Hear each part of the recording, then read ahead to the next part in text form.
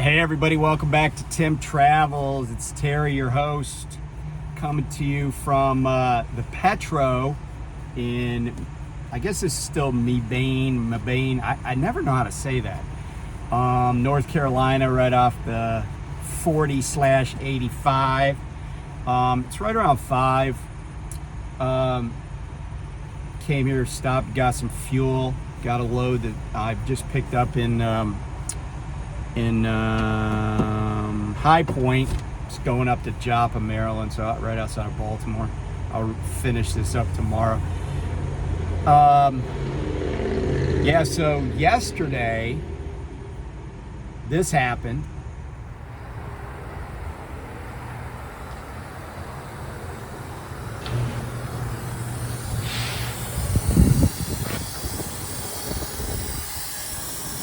Ruh-roh.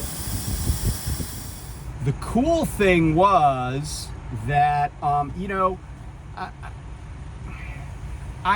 of the things that, so let me just back up a second. One of the things I've said over the years is that a company with good shops, or a good shop, is really the truck driver's friend.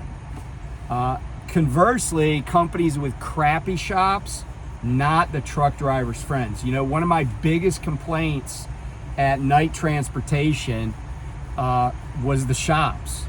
They were, first of all, they were had banker's hours, but second of all, they just acted like they were doing you a favor when they finally did do something with your truck.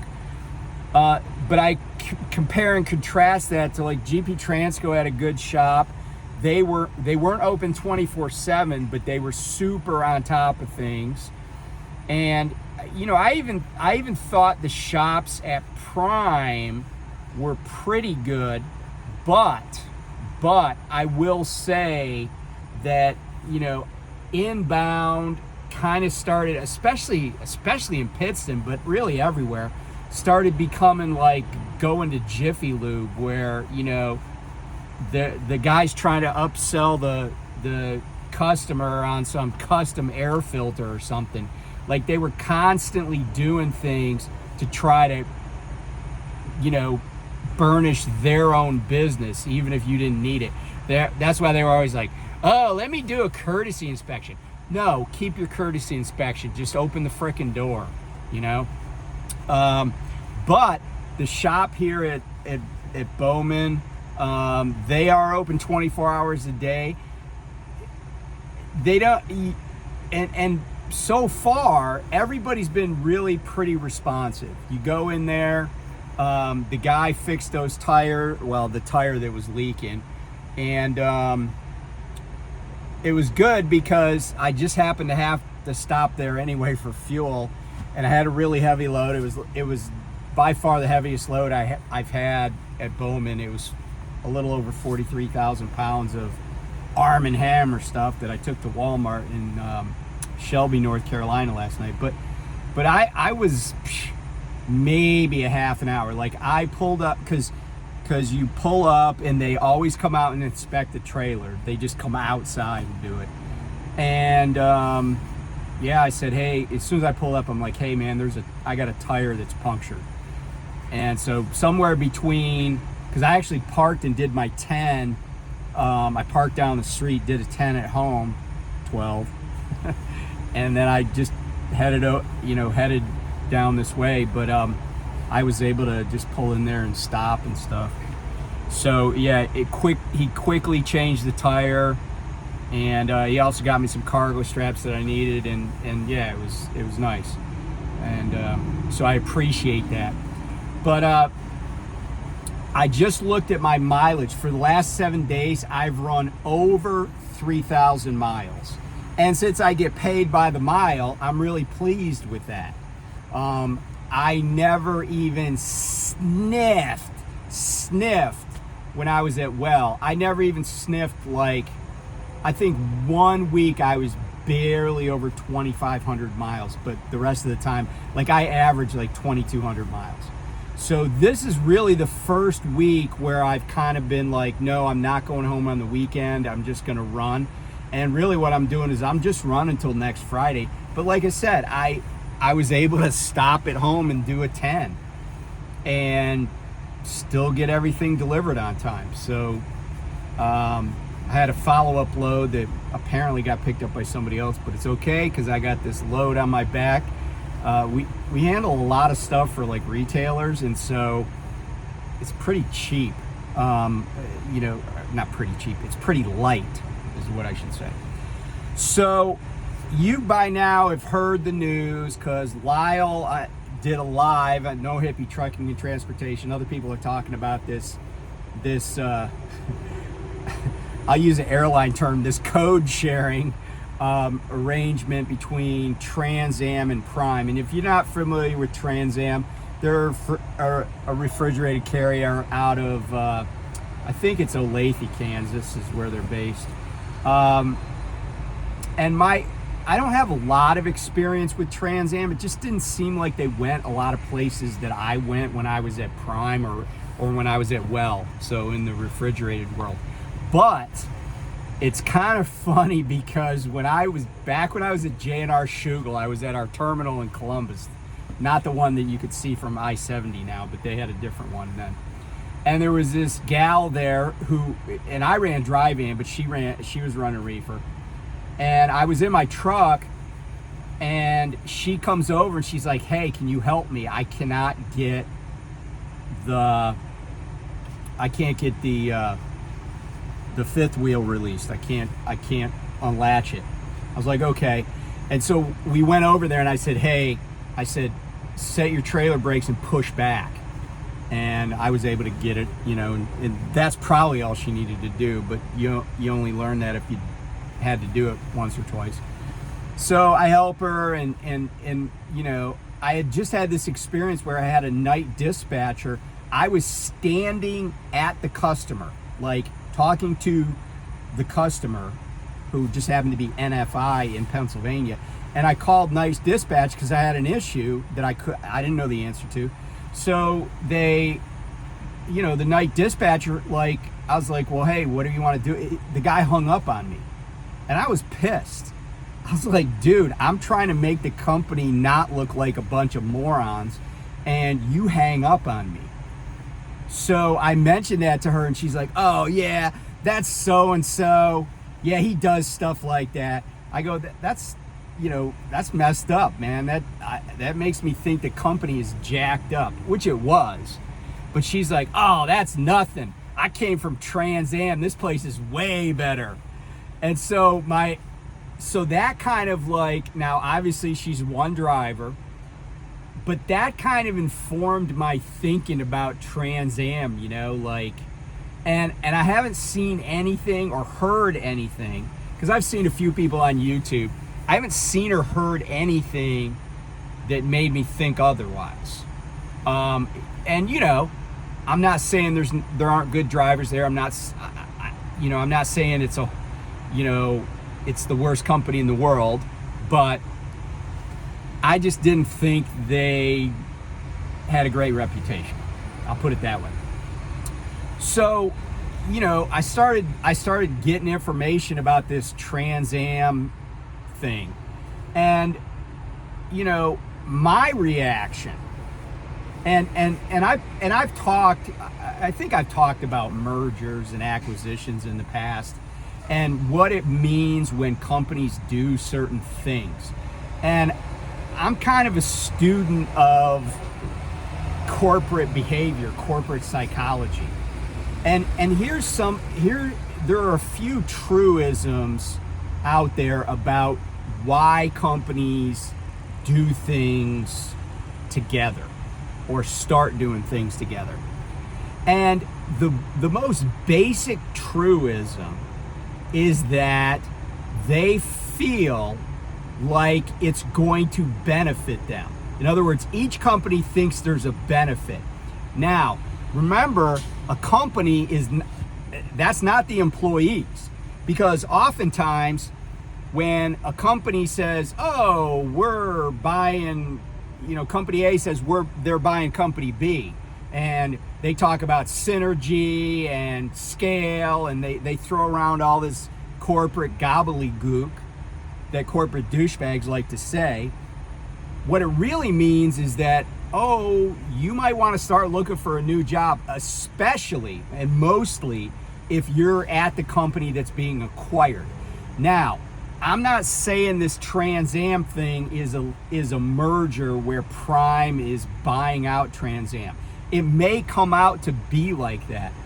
But my initial reaction was, oh, Trans Am just became another A fleet, like Wilson Logistics, a big ass A fleet. Okay?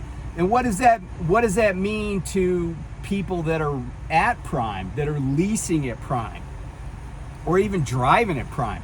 Well, I bet if you checked, drivers at Trans Am are not highly compensated. And when I say highly compensated, I mean they're not starting out at 50 plus cents a mile. I could be wrong. And there are probably drivers there that are making 60 or something, but they've been there a while.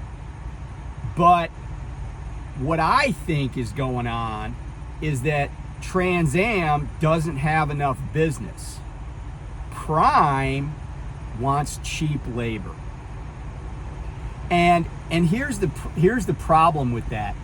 When you're contracted to Prime, when you're leasing at Prime or you're a lease purchase, you know, there's an expectation that you're going to be running and making money, right? Now, it could be that Prime is like, no, we really have read the tea leaves and we feel like the market is ticking upward. Okay? All right. But then why wouldn't Trans Am feel the same way? Why wouldn't Hirschbach? Why wouldn't KLLM? Why wouldn't Stevens? Why wouldn't any other large refrigerated carrier go, yeah, the market's ticking up, you know, national carriers, whoever. The market's ticking up, and so we feel like we're going to have more business. Why would you then say, oh, let's strike a deal with this large refrigerated carrier, Prime, where our drivers, we basically provide power. We're an A-fleeter, right? We run under our own authority. Well, the answer for Trans Am is that they can keep their drivers moving, right? But they can benefit from Prime's scope, the Prime's reach, I guess you'd say. Well, okay, so that's the answer for Trans Am. I mean, it's not an answer for a Trans Am driver. They don't get to choose. They're just going to be told, oh, bobtail here and pick this Prime trailer up. And they might be told, take a Prime trailer and drop it off if they had one on their back. But that's a load that some contractor at Prime, even some like regular A-fleet or somebody that's just one truck or two trucks or 10 trucks is not going to be able to do. It's going to be, you know, it's one more truckload that doesn't go to somebody at Prime. That's a Prime person, okay? And Wilson's been around it long enough that they're kind of integrated, etc. But here's the other piece of this, right? Trans Am presumably has their own business, but if Prime, and this starts, you know, looking at like brokerage stuff, and what I've often told people is, like, at a company like Prime, there's two reasons to broker a load. Like, you got people sitting around, and let's be honest, if you're watching this, the odds that you sat around way longer than you wanted to in the past month or the past week or the past 3 days are pretty good, you know, if we're being honest. Some people are running great, but then that'll tail off because, you know, they want to keep everybody happy. The hard runners won't be able to run as hard as they want. Let's put it that way. Nobody's running 3,000 miles in a week, which, you know, you don't necessarily have to do to be profitable or to make good money.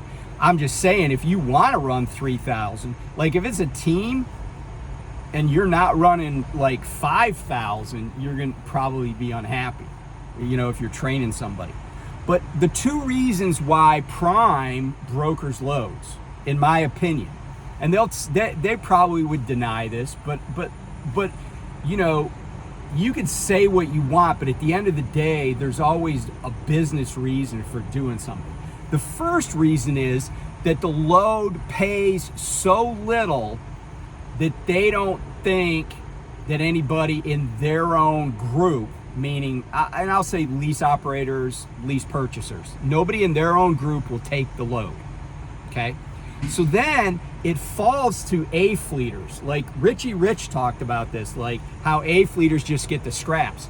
But now Prime is going to be able to they're going to be able to broker way more stuff that I would call bottom feeding loads, because Trans Am's overhead is going to be so much less because they don't pay drivers jack, right? They don't pay drivers as well as like a lease operator is getting paid, even, all other things considered. So the first reason is the load is pays so little that they want to get it out of the house.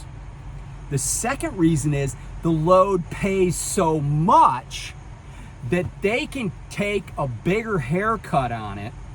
In other words, keep more of it and still get somebody to take it. Now, it might be that they get an A-fleeter to take it. It might be that they even could get a lease operator to take it, or that they farm it out to a third party. So like not the normal A-fleeter, not even Wilson, but some other third party. So they could go, and now because of the agreement with Trans Am, they don't even have to go looking for somebody that'll haul the really cheap stuff. They got them. They got an agreement. They'll be like, hey, this load pays 80 cents a mile. And Trans Am will be like, yeah, sure, because our cost of doing business, even after we pay the driver, is only 57 cents a mile. Why not? They'll do that all day and twice on Sundays, right? So I don't see, I see a benefit for Trans Am drivers in that if they want to keep working for Trans Am, there'll probably be more stuff to do. I see no benefit to any driver at Prime. Whether they're lease or company. I don't see any benefit to any other A-fleeter. I mean, think about it. We had a quart of orange juice, right? A quart of nice, delicious orange juice. Now I said, oh, let's make more orange juice, and I poured a gallon of water in it. Oh, now we have 5 quarts, if my math is right, 5 quarts of orange juice, or do we? Or do we have 5 quarts of something that looks like urine that no one really wants to drink, and they'll drink it only if they're really, really thirsty? So, I'm just not of the, I just don't think Prime's doing anybody at Prime. Prime is not loyal to the people that are loyal to Prime. And don't get me wrong, that's true at a lot of trucking companies. It's true at a lot of industries. I mean, I met a guy, he works on the Ohio Turnpike. He's like the information dude when you go to one of the rest areas at the Ohio Turnpike. And I was just talking to him one day, and I don't even know how it came up. Oh, I know, his son was a truck driver, but he had been in a union job, but then he went to Estes, right? Which isn't union. And we were talking about unions, and I was talking about my dad and stuff, and this guy's probably 70-ish.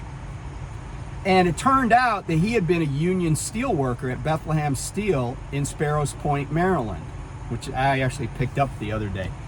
But what happened with that company is that Bethlehem went into bankruptcy, and everybody was going to lose their health benefits until the state of Maryland, back then it was Governor Martin O'Malley, who stepped in to make sure that but the union and everybody had to fight to get the bankruptcy trustee and to get the money and I'm glossing over a lot of details, but my point in saying this is that companies never do. It's exceedingly rare that companies, and the bigger they get, the less likely this is, that they're gonna do what's in the best interest of their employees.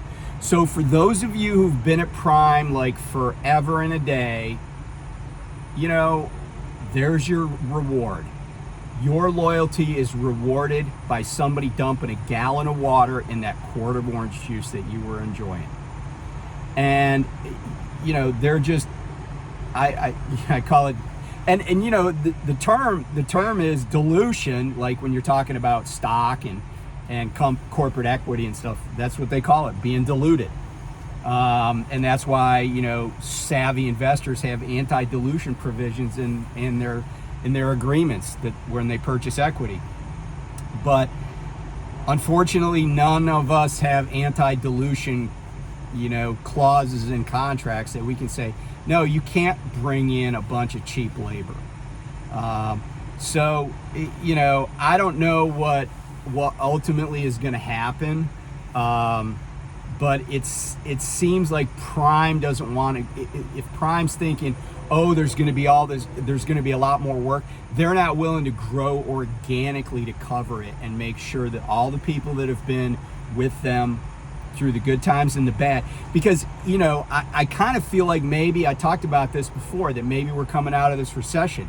Well, now what Prime's doing, Prime management, is they're creating an internal recession for their own drivers, for their own folks that have leased from them and stuff.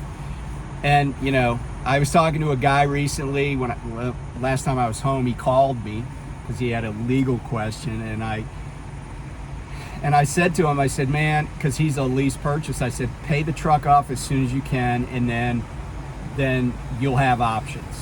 And that's my advice to everybody. Put yourself in the most advantageous position you possibly can so you have the most options. Anyway, I know that none of that's good news, but unless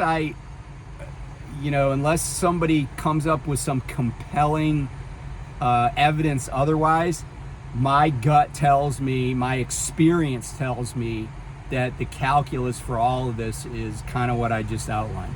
So anyway, talk to you soon. Bye.